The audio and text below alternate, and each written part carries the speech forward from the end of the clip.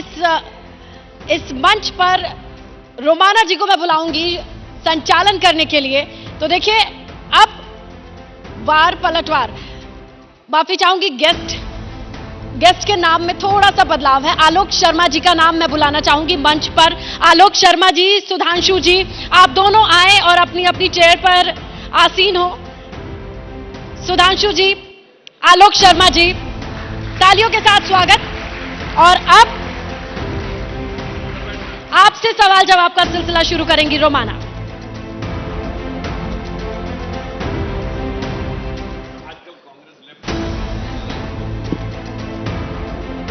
जी नमस्कार, ABP news पर हाजिर हूं मैं रोमाना निसार खान। मोदी की गारंटी, एबीपी न्यूज ने आज सुबह से ये मंच आपके लिए सजाया है जहां पक्ष विपक्ष के दिग्गज नेता एक के बाद एक हमारे साथ जुड़ रहे हैं। और अब मैं आपके लिए लेकर आई हूं एक खास पैनल जहां पर चर्चा मुझे आज करनी थी चुनाव में बीजेपी को मिली बंपर जीत और मोदी की गारंटी पर। लेकिन एक बड़ा सियासी डेवलपमेंट आज जिस तरीके से जम्मू कश्मीर को लेकर 2 बिल सदन में रखते हुए गृहमंत्री अमित शाह ने जिक्र कर दिया नेहरू की गलती का, जिसके बाद बवाल इतना बढ़ा कि कांग्रेस ने सदन से वॉकआउट कर दिया। तो कौन सी वो 2 गलतियां जिसको लेकर अमित शाह की तरफ से कटघरे में नेहरू को खड़ा किया गया कि साहब युद्ध विराम आपने क्यों कर दिया और आप कश्मीर का मुद्दा लेकर यूएन क्यों चले गए? तो क्या माना जाए, ये नेहरू की गलती के जरिए उसका जिक्र करते हुए क्या 24 से पहले पीओके वापस लेंगे? ये मोदी की नई गारंटी का सदन से ऐलान हुआ है। इसी सवाल का जवाब तलाशेंगे। आप देख सकते हैं मंच पर इस वक्त मेरे साथ 2 खास मेहमान मौजूद हैं। दोनों राष्ट्रीय पार्टियों के प्रवक्ता हैं, डॉक्टर सुधांशु त्रिवेदी जी, आलोक शर्मा जी। जरा जोरदार तालियों के साथ आप स्वागत कीजिए मेहमानों का। सुधांशु जी, आपके साथ शुरुआत करूंगी। ये नेहरू की गलती का जिक्र करते हुए प्रधानमंत्री नरेंद्र मोदी की गारंटी है पीओके वापस लेंगे?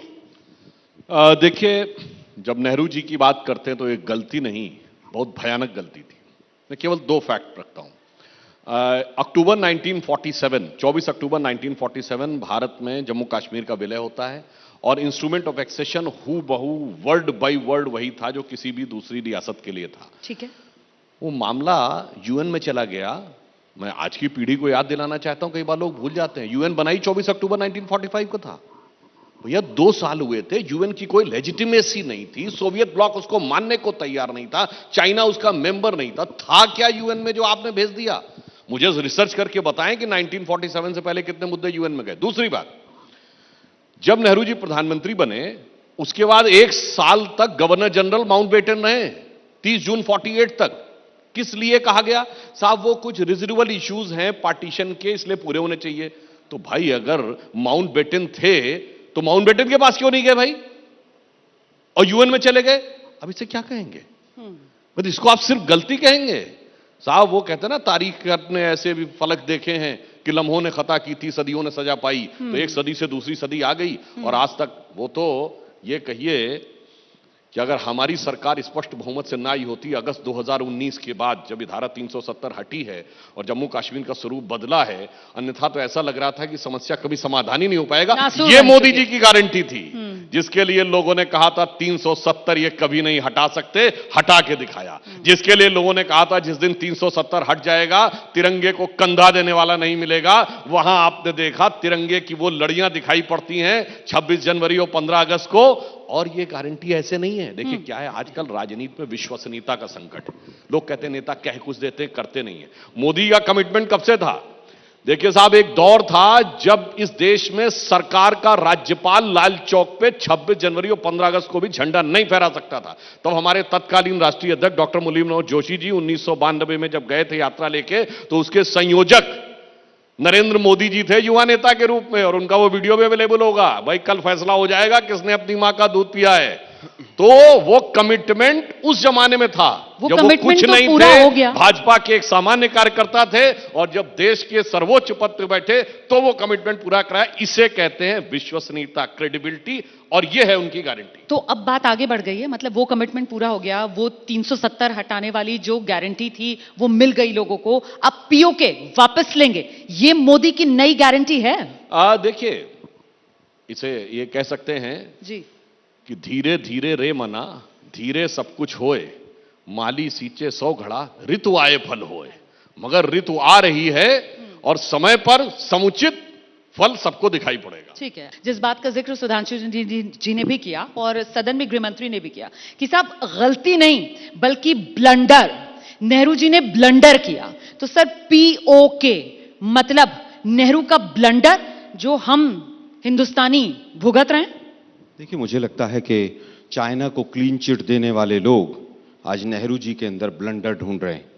1945 में यूएन जरूर बना, लेकिन द्वितीय विश्व युद्ध समाप्त हुआ था और यूएन पावरफुल था। लेकिन जब शिमला समझौता हुआ तो यूएन में जो मुद्दा गया वो समाप्त हो गया।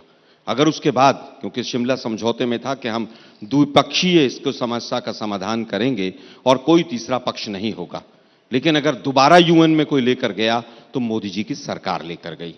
ये तथ्यों को तोड़ मरोड़ कर पेश करना, 1 साल माउंट बैटन रहे यहां पर, आज वो लोग पूछ रहे हैं जो भारत छोड़ो आंदोलन में अंग्रेजों के पीछे पीछे चल रहे थे, अंग्रेजों की सेना में अपने युवाओं की भर्ती करा रहे थे, आज वो हमसे पूछ रहे हैं कि 1 साल माउंट बैटन एक्स्ट्रा क्यों रह गए थे। धारा 370 हट गई क्या?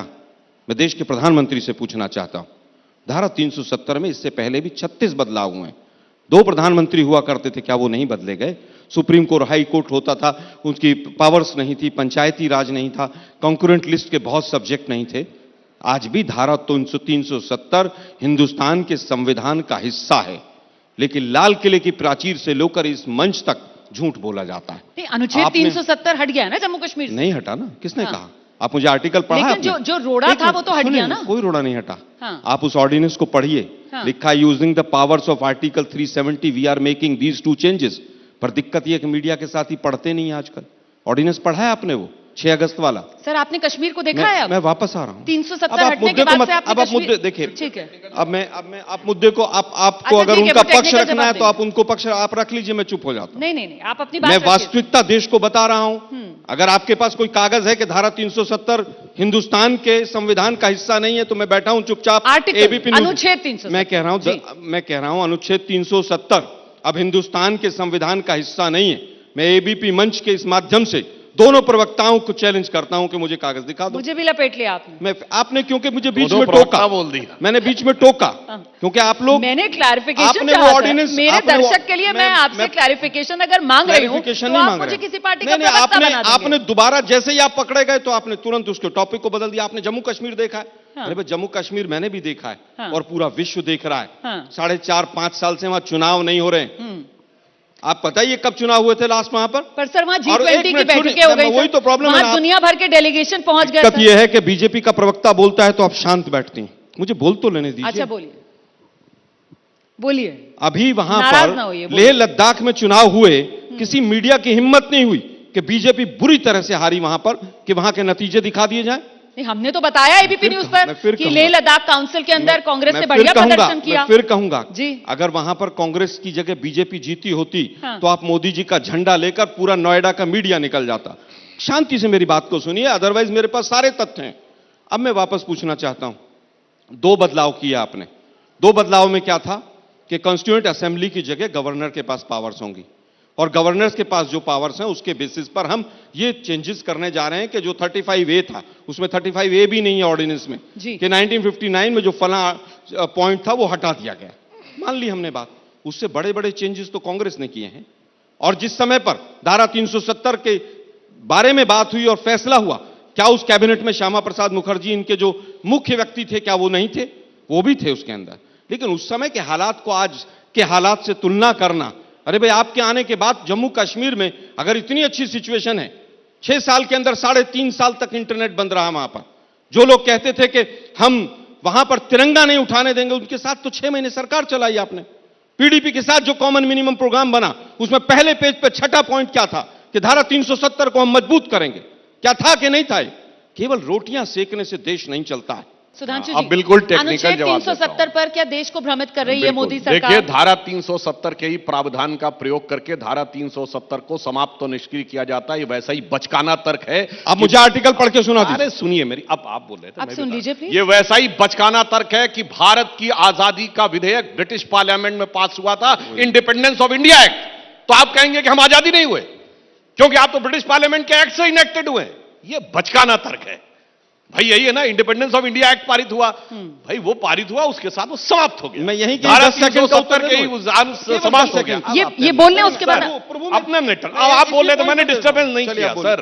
आपकी अब ये भी तरफ से बताता तो रोमाना हूं, जी है ना। सिर्फ इतना नहीं, सुनिए, ये 15 अगस्त 47 को ये बात कह रहे हैं, मैं कहूंगा करोड़ों दर्शकों से जो देख रहे हैं जाके चेक करिए, 1 साल तक भारत का आर्मी चीफ कौन था? जनरल रॉय बूचर, अंग्रेज था। फिर आपको क्या जरूरत थी वहां जाने की? भारत का एयरफोर्स चीफ कौन था? 1954 तक अंग्रेज रहा है। पहले एयर चीफ मार्शल एल्महर्स्ट थे, फिर गेराल्ड गिब्स 1954 तक, नेवी चीफ 1957 तक, 1968 तक इसीलिए जॉर्ज पंचम की प्रतिमा लगी रही। भाई, अरे भैया, अंग्रेज का आर्मी चीफ था, अंग्रेज का एयरफोर्स चीफ था, अंग्रेज का वो था, अंग्रेज बैठा हुआ था, माउंटबेटन बैठे हुए थे, काहे चले गए भाई यूएन? ये तो समझ से बाहर की बात है। इसलिए मैं कह रहा हूं, जो आप आजादी कह रहे हैं ना, आज युवा पीढ़ी जाने हो आजादी धीरे धीरे धीरे धीरे कैसे समझौतों के तहत मिली थी, अन्यथा सब तरफ से तो वो था। इसलिए मैंने कहा फैक्ट। अब आज की बात कहते हैं। अब आज की बात कहते हैं, जिसको जम्मू कश्मीर में कोई समस्या दिखती हो। अब जम्मू कश्मीर में आईएसआईएस के झंडे दिखते हैं? नहीं। अब बताइए, पाकिस्तान जिंदाबाद के नारे दिखते हैं? नहीं। अब कभी ऐसा दिखता है कि कोई हुजूम निकलते हुए, ये बताइए, आतंकवादियों के नमाजे जनाजा दिखते हैं? नहीं। अब कभी जुमे की नमाज के बाद एक भीड़ निकलती है और इंस्पेक्टर अयूब पंडित जैसे किसी को मार देती है? नहीं।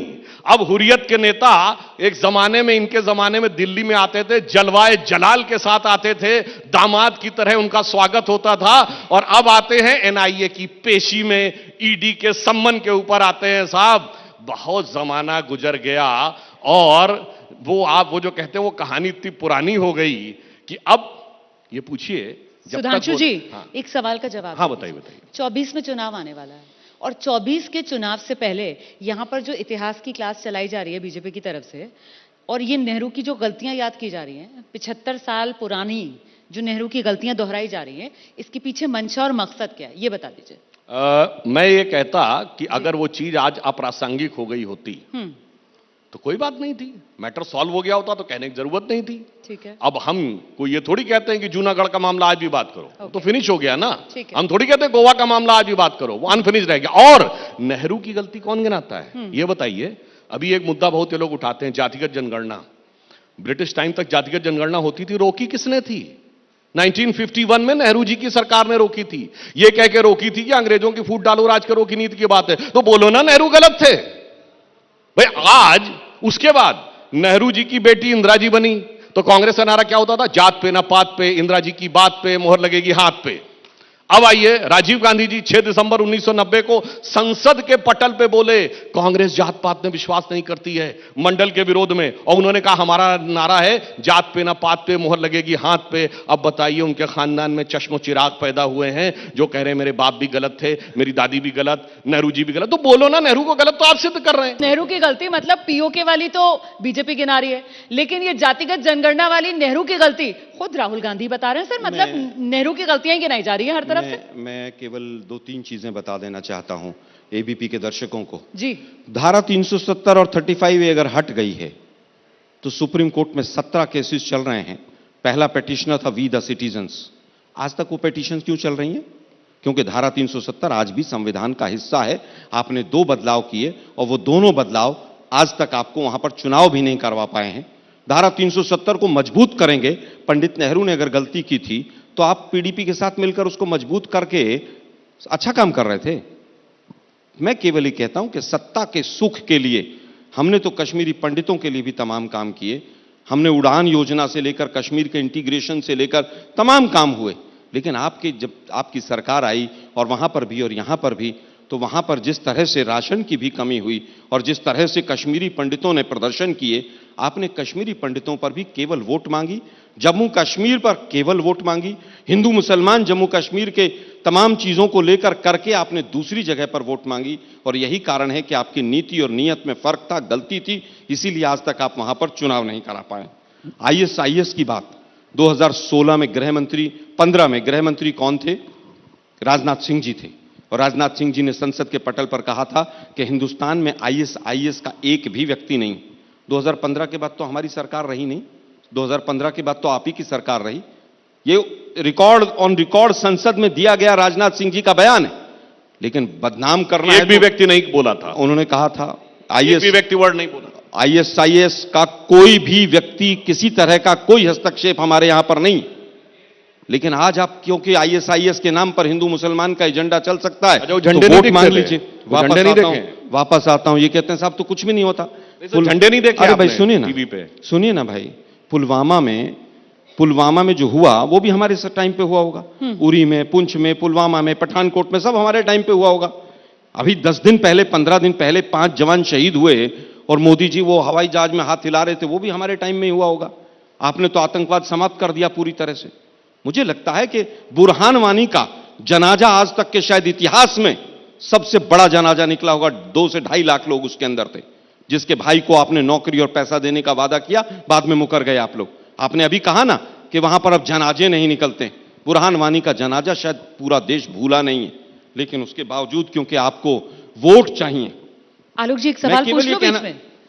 एक सवाल पूछ लूं? सवाल यह है सर, अब मुझे लगता है कि इतिहास की क्लास अगर हो चुकी है तो थोड़ा सा आगे की राजनीति पर बात कर लेते हैं और 24 की राजनीति।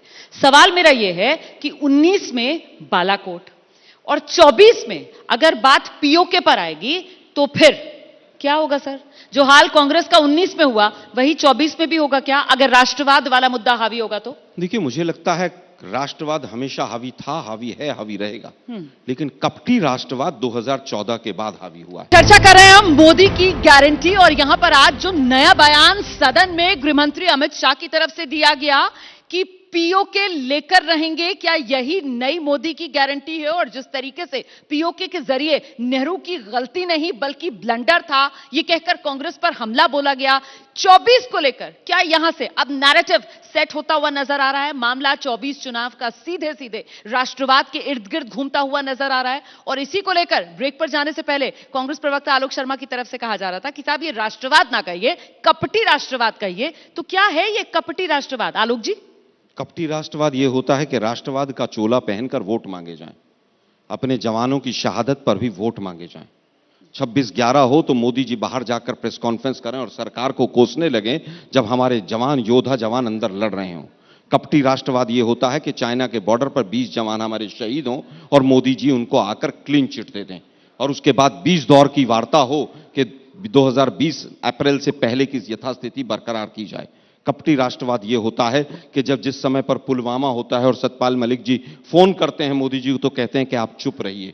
कपटी राष्ट्रवाद यह होता है, जवाब ले लेती हूं, आपने काफी लंबी फहरिस्त बता दी है। एक चीज और बता देता हूं। हाँ। कपटी राष्ट्रवाद यह होता है कि जब धारा 370 को मजबूत करके सरकार पीडीपी के साथ चलाई जाती है, जब वो कहती हैं कि तिरंगा नहीं उठाने वाला मिलेगा, उसके बाद भी सरकार मतलब लब्बो लुबाब आप कपटी राष्ट्रवाद का ये बता रहे हैं कि राष्ट्रवाद का चोला ओढ़कर वोट लेना। अंतिम बात कहना चाहूंगा, कपटी राष्ट्रवाद यह होता है कि मेजर और वहां के जो आर्मी के ऑफिसर्स हैं उनके ऊपर पहली बार एफआईआर करने वाला मैं प्रधानमंत्री बना हूं, क्योंकि वहां पर कश्मीरियों का वोट लेना होता है। कपटी राष्ट्रवाद यह होता है कि 1 रैंक 1 पेंशन के जो लोग यहां पर बैठकर धरना दे रहे थे उनके ऊपर दिल्ली पुलिस लाठीचार्ज करती है। आइए जल्दी से सुधांशु जी जवाब दीजिए। कपटी राष्ट्रवाद यह होता है कि अपनी पार्टी की नेशनल एग्जीक्यूटिव में देश के विभाजन का प्रस्ताव पारित करके स्वतंत्रता आंदोलन के एकमेव अलंबरदार बना जाता है। कपटी राष्ट्रवाद यह होता है कि देश की सेना के प्रमुख को सड़क छाप गुंडा कहा जाता है। कपटी राष्ट्रवाद यह होता है कि सर्जिकल स्ट्राइक में जब डायरेक्टर जनरल मिलिट्री ऑपरेशंस करता है प्रेस कॉन्फ्रेंस, उसके बाद पूछा जाता है सबूत दो।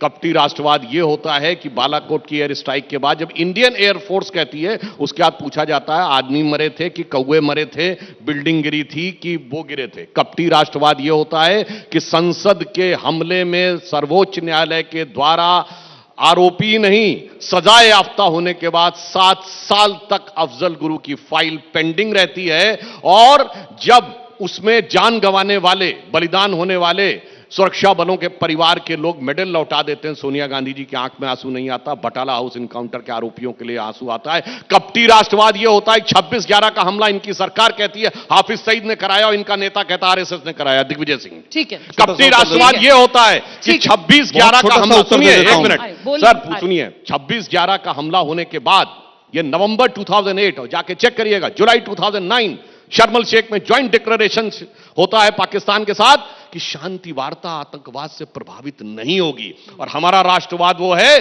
कि पाकिस्तान की नेशनल असेंबली में वहां के मेंबर ऑफ पार्लियामेंट का वीडियो याद करिए, उसने कहा, शाह महमूद कुरैशी साहब आए, फॉरेन मिनिस्टर थे, आर्मी चीफ आए, उनके पांव कांप रहे थे, उन्होंने कहा खुदा का वास्ता है शाम तक अभिनंदन को वापस कर दो वरना इंडिया अटैक कर देगा। ये तो 71 में भी सुनने को नहीं मिला था। इसलिए ये मत सोचिए भाई साहब, जिनकी खोपड़ी चपटी हो, बुद्धि चपटी हो, उन्हें कपटी राष्ट्रवाद नजर आता है। आलोक जी छोटा सा उत्तर दे देता हूं, जल्दी से सर, मैं छोटा सा उत्तर दे देता हूं। नहीं नहीं, 30 बिल्कुल बिल्कुल। हाँ। हमने तो उस पाकिस्तान के 2 टुकड़े भी किए, हमारी फौज ने 2 टुकड़े भी किए हैं, लेकिन पहली बार हुआ है कि आपके यहां पर जो 5 आतंकवादी थे उनको आप बैठाकर कंधार में छोड़कर आए थे, वो भी आप ही के समय पर हुआ। और 26/11 की जो बात करते हैं, वो नाव कहां से चली थी? वो पोरबंदर से चली थी, गुजरात के तट पर। और वहां पर कौन मुख्यमंत्री था? नरेंद्र मोदी जी मुख्यमंत्री थे। अंतिम बात कहना चाहूंगा, अभी तक पुलवामा के शहीदों को शहीद का दर्जा नहीं मिला। ठीक है, मैं आपसे एक सवाल ये पूछना चाहती हूं आलोक जी, कि हम लोकतंत्र में हैं और हम सब जानते हैं कि लोकतंत्र में जनादेश सर्वोपरि होता है। ऐसे में चाहे राष्ट्रवाद का मुद्दा हो या हिंदुत्व का मुद्दा हो, कांग्रेस जनता के बीच लेकर जाती है, लेकिन जनता भरोसा किस पर जता रही है? बीजेपी पर जता रही है। सर, 3 राज्यों में अभी जिस तरीके की बंपर जीत बीजेपी को मिली, वो इसकी गवाह है। जनता में आप लोग भरोसा क्यों नहीं पैदा कर पा रहे? हिंदुत्व और राष्ट्रवाद का मुद्दा अगर इसी तरीके से चलेगा तो फिर अब की बार 400 पार, मोदी की हैट्रिक, तो फिर कांग्रेस कहां है? देखिए, ये दुर्भाग्य है कि देश 2013 के बाद से झूठ में जी रहा है। 2014 के अगर मोदी जी भी अपने भाषण स्वयं सुन लेंगे तो उन्हें भी लज्जा आ जाएगी। बहुत हुई महंगाई की मार, अब की बार उनकी सरकार। बहुत हुआ किसानों पर अत्याचार, अब की बार उनकी सरकार।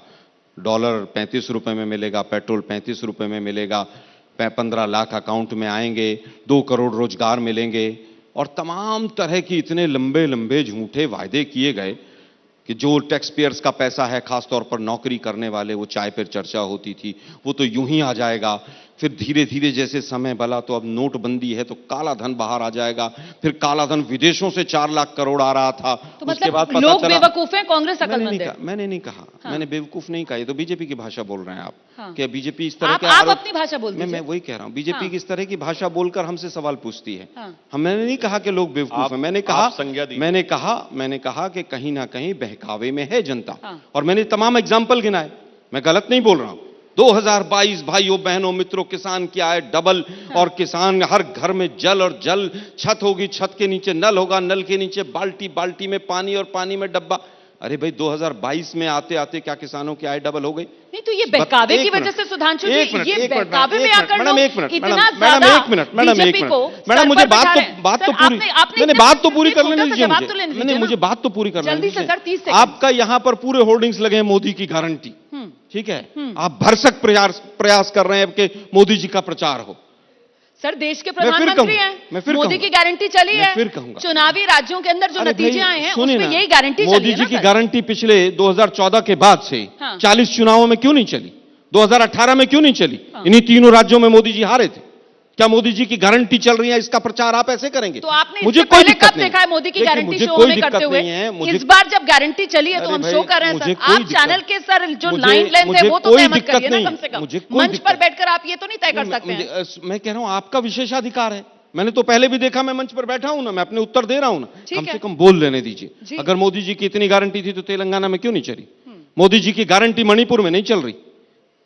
मणिपुर में कल भी 13 लोगों की हत्या हो गई आपस में गोली बारूद चल के। मोदी जी की गारंटी वहां नहीं चल रही।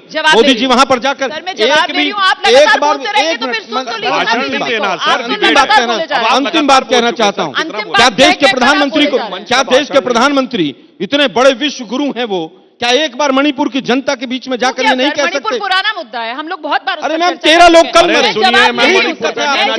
ये पुराना मुद्दा। राजनीति क्या होती है मैं बताता हूं। मीडिया के साथियों को पुराना मुद्दा लगता है, इस पर चर्चा नहीं होनी चाहिए। अब सुनिए, इसीलिए कहते हैं कि मीडिया पूरी तरह से बीजेपी का साथ देता है। अब मैं जवाब दे दूं। 13 लोगों की हत्या हुई, किसी एक टीवी चैनल ने एक छोटी सी डिबेट नहीं, मोदी की गारंटी पे डिबेट होगी। उत्तर दीजिए। मैं कहना चाहता हूं मणिपुर पे राजनीति क्या होती है मैं बताता हूं। केंद्र सरकार के खिलाफ अविश्वास प्रस्ताव अब आया, नहीं 6 महीना रोकेंगी कि पहले मणिपुर पे। पुराना मुद्दा है। मणिपुर विधानसभा में क्यों अब नहीं नहीं ला रहे रोकेंगी कि अविश्वास पुराना प्रस्ताव? मुद्दा है। मैं पूछना चाहता हूं मणिपुर की सरकार के खिलाफ अविश्वास प्रस्ताव क्यों नहीं ला रहे? आपकी हैसियत नहीं है वहां खड़े होने की, क्योंकि आपको हकीकत पता है, आपको राजनीति करनी है। दिल्ली में मणिपुर मणिपुर बोलना है, मणिपुर में क्यों नहीं ला रहे हैं? पूछिए वहां की राज्य सरकार के खिलाफ। लाइए, मैं चुनौती कहता हूं, क्या नहीं ला संसद में पाएंगे। क्या 6 संसद में महीने से। अविश्वास और प्रस्ताव नहीं सुनिए, आया था? अब सर आप आलोक जी, आया था कि नहीं आया? आलोक जी आपको आराम से संसद के सुना अंदर है, संसद बिना के अंदर interrupt अविश्वास किए प्रस्ताव सुना है, आया सर, तो please। मोदी जी दांत फाड़ कर हंस रहे थे। सर क्या ये यहाँ सच्चाई पर- नहीं है? सर यहाँ पर चिल्लाने का कंपटीशन नहीं हो रहा है। आप मैं दोनों बताता हूं। सामान्य लोग हैं, इन्होंने बारी बारी पिछले बोल लीजिए। संसद सत्र में कहा कि 267 नियम के तहत होगी, यानी सारे काम रोको, मणिपुर पर चर्चा करो। मगर जैसे ही दिल्ली का विधेयक आया, नहीं अब चर्चा कर लो, यानी अब राजनीति आगे मणिपुर पीछे, क्योंकि तब लग रहा था केजरीवाल को साथ में लेना है। उसके बाद इन्होंने कहा प्रधानमंत्री जवाब देंगे। जब प्रधानमंत्री जवाब देने के लिए आए तो भाग खड़े हुए। मैं आज उत्तर देता हूं डिजिटल जमाना है, डिजिटल जमाना है, जाके देख लीजिए। ये मणिपुर पे अविश्वास प्रस्ताव लाए, 5% भी नहीं बोला है मणिपुर के बारे में विपक्ष के नेताओं ने। सुधांशु ये जी की उत्तर देता हूं। गारंटी क्या है? मोदी की मैं उत्तर गारंटी देता क्या हूं। है? मैं बता रहा, सुनिए आप। मैं छोटे से मणिपुर पर उत्तर नहीं, बहुत सर, हो गया, प्लीज सर। सुनिए आप सुधांशु बहुत जी हो को, गया, आप सुनिए। लगातार बोल रहे हैं। और मैं रुक आपको बात बताना चाहता हूं, जो ये बात कह रहे हैं, ये जो उन्होंने कहा पार्टी बाल्टी में डब्बा, वो डब्बा इसलिए होता चला जा रहा है कि मोदी जी ने, इन्होंने कहा महंगाई, पूछिए आज महंगाई कितनी है? 4.8%, 4.87%, लेस देन 5% पे है, जबकि आरबीआई की परमिसिबल लिमिट 6% है। ये बताइए इस समय ग्रोथ रेट कितनी? मैं चुनौती से पूछता हूं, सबसे ज्यादा तो इनके नेता विदेश में घूमते हैं। एक G7 कंट्री बताइए जहां विकास की दर हमसे ऊपर हो। G20 कंट्री कोई बताइए जहां विकास की दर हमसे ऊपर हो। एक कंट्री बताइए जहां महंगाई की दर हमसे कम हो। हम महंगाई की दर में दुनिया में सबसे कम है, विकास की दर में दुनिया में सबसे आगे हैं। यह है मोदी जी की गारंटी। मैं उत्तर दूं? और इतना ही नहीं है, एक मैं मिनट, छोटा सा, फिर आप जवाब दे पूरी दीजिएगा। बात कर लें सर। और इनकी जो गारंटी है ना, जो कहते हैं अविश्वसनीयता क्यों क्रिएट होती है? मध्य प्रदेश का चुनाव होता है, कमलनाथ जी घुमा फिरा के हिंदू राष्ट्र जैसे विषय का भी बचाव करते हैं, और दक्षिण भारत में इरेडिकेशन ऑफ सनातन धर्म, हिंदू धर्म के समूल नाश की कॉन्फ्रेंस का भी बचाव करते हैं।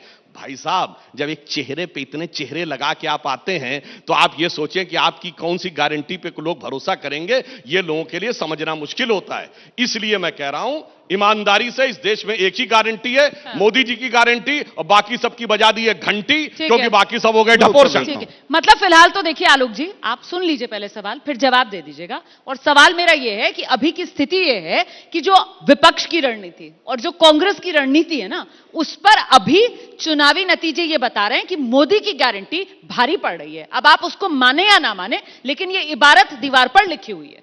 काउंटर कैसे करेंगे? बिल्कुल, इबारत जो है दीवार पे लिखी हुई है, वो तो दिख रही है मुझे। और लेकिन आपको अच्छा दिक्कत- नहीं लग रहा है वो नहीं, मुझे लिखा ऐसा हुआ? नहीं है, ऐसा नहीं है। अगर मोदी जी की गारंटी पूरी हुई हो, मैं तो एक छोटा सा एग्जांपल दे देता हूं। पिछले साल 8 जून को 4 मंत्रियों ने बड़ी बड़ी प्रेस कॉन्फ्रेंस की थी कि 1 साल के अंदर 10 लाख युवाओं को रोजगार देंगे, और अभी 1.5 साल के बाद पता चला कि 5.71 लाख लोगों को रोजगार दिया है। तो इनकी गारंटी किस पे भरोसा करें? पीओके आ जाएगा, फलाना आ जाएगा, उलझाए रखिए देश को। बेरोजगारी अब 10% से ऊपर है, उस पर कोई चर्चा नहीं करेगा।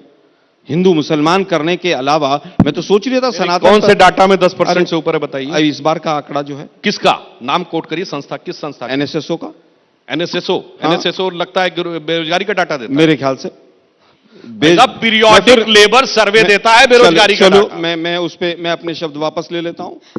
लेकिन क्या 10.012% नहीं है बेरोजगारी दर?